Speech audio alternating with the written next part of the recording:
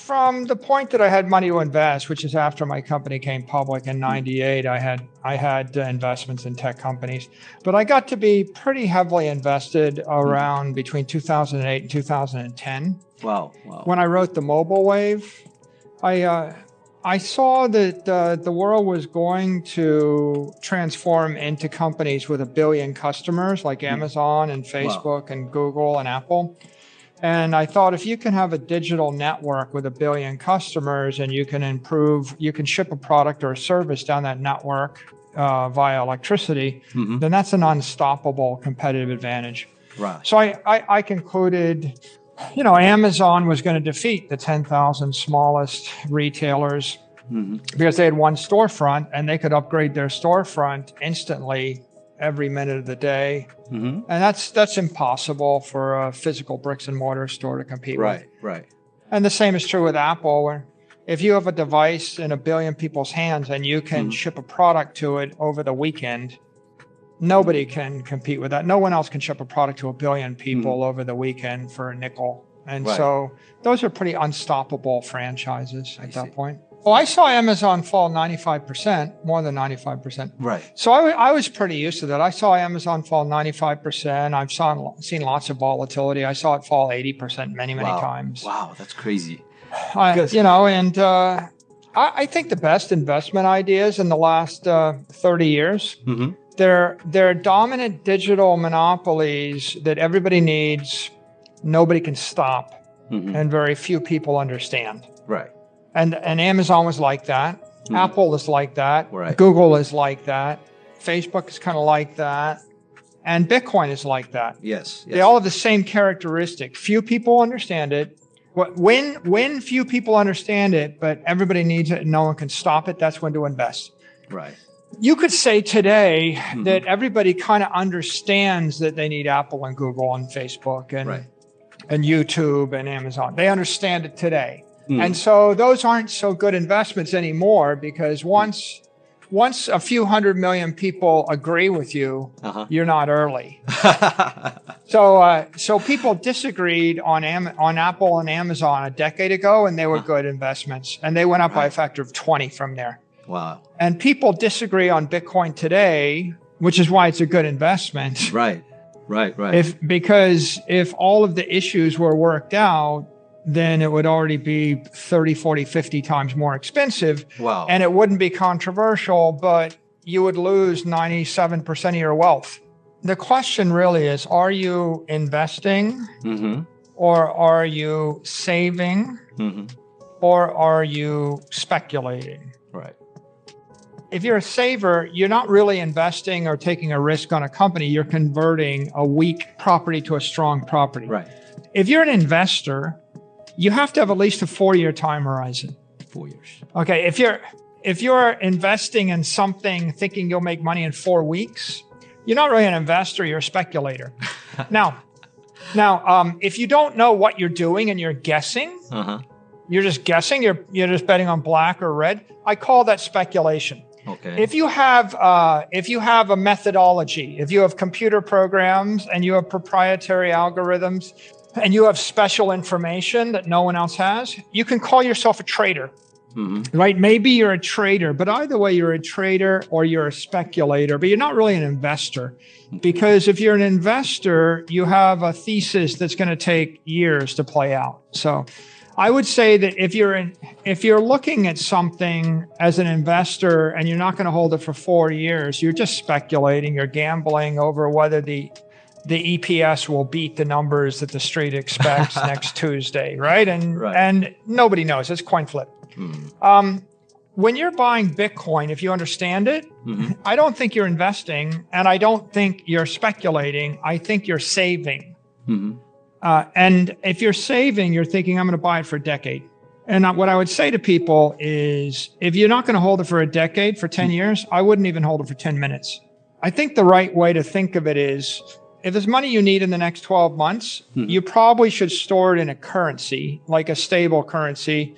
If I live in Korea and I have rent coming due in Korean won, then I would hold some cash balances in Korean won. Right.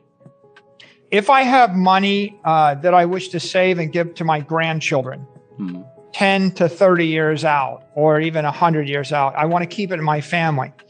Then you should be putting it into a portfolio of property, scarce, desirable assets. So property, what is it? Bitcoin is digital property. Otherwise, buy the most valuable land, or you might buy trophy collectibles. Very, Leonardo da Vinci paintings, Picasso, something that is rare and desirable and scarce. If you buy a portfolio of property that is, it's not a company, it's not a currency, it's something that affluent people will find desirable in 10 to 30 years, then that's a saving strategy. If you wish to take risk, if you wish to invest in companies, you're an investor. Right. Now you might decide that you think that Apple is undervalued or Google is going to perform well, or you might invest in a private company. Right.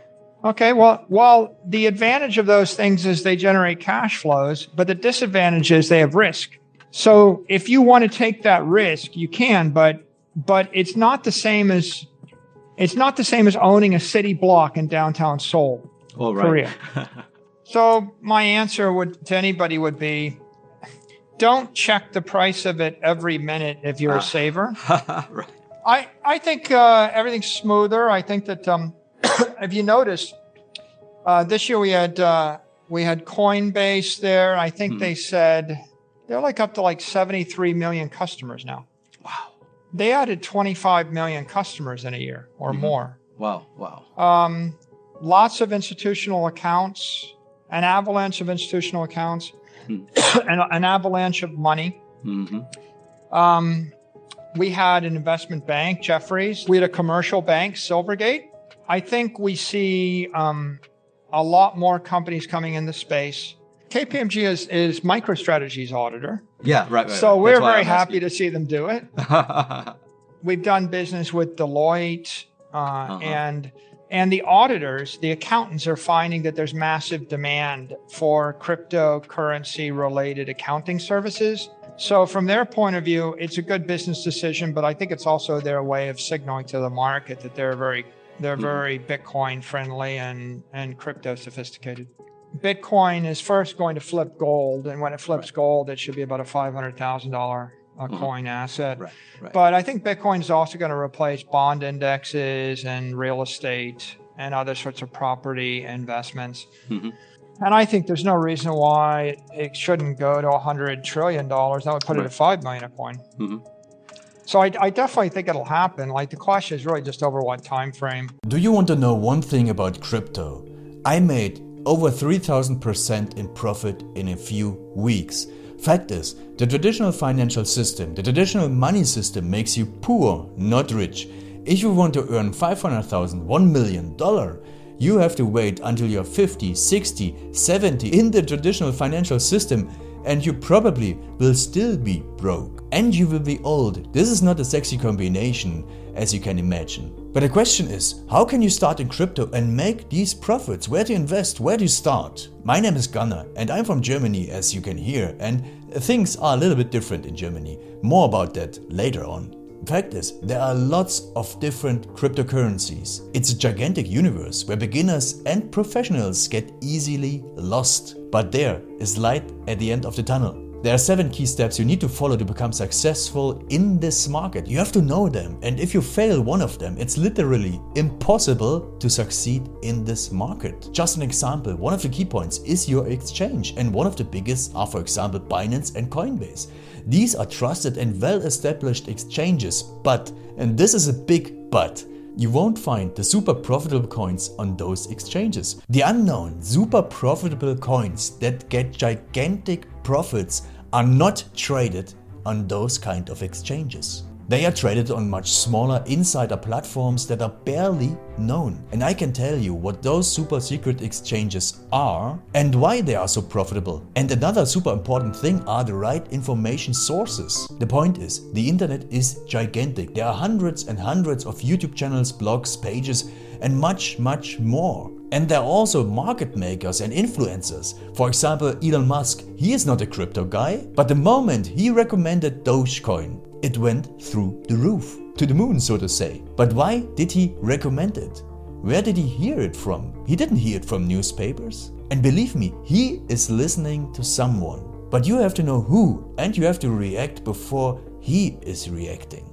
This is really, really important. And these are only 2 of the 7 steps you have to follow in order to be successful in crypto. And if you want to know all of these steps in much more detail, and if you want to have a comprehensive checklist, here's what you should do. There is a link below this video. Click on this link and you will get the opportunity to subscribe to my channel. Click on the link and you will see a video where I explain the next steps. So see you soon. Click on the link now. I'll see you there.